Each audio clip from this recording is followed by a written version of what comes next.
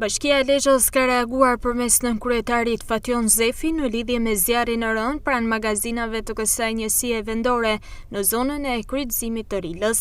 Në një prononcim për mediat, Zefi bëri me dije se flakot janë përhapur rreth orës 3:30 të mëngjesit, duke përfshirë një vend depozitimi mbetjesh të riciklueshme, që janë kryesisht të grumbulluara nga ndërmarrja e shërbimeve dhe nuk bëhet fjalë për materiale organike. Rreth orës 3 të mëngjesit sot jemi njoftuar nga rojet e objektit për një zjarr të rënë në disa mbetje që janë jo organike, drosore, rafte metalike, raftet karrige, bankat shkollave, të cilat ndidhen nga drejtoritë e bashkisë dhe depozitohen tu nga që janë materiale të riciklueshme.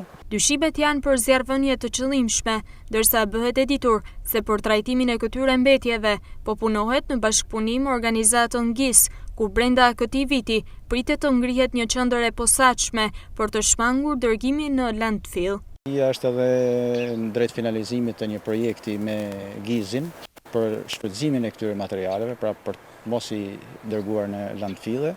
Dhe zjarri sigurisht kuptohet që do të ketë qenë i qëllimshëm, sepse në ato orë nuk ka pas me arsye tjetër se pse të ndodhte, por për momentin flakët janë shuar, janë vetëm tymrat që zjejnë nga brenda të materialeve të depozituara.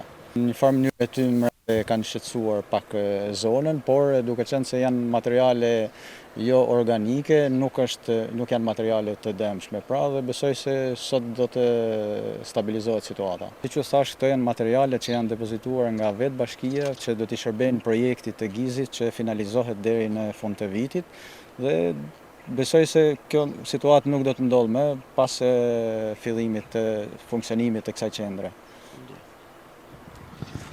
Zjarri i rënd në këtë vend depozitimi mbetjesh të bashkisë solli shtodhu nga të mëdha tymi dhe shqetësim për zonën përreth dhe kalimtarët përgjatë superstradës Lezhë-Milot.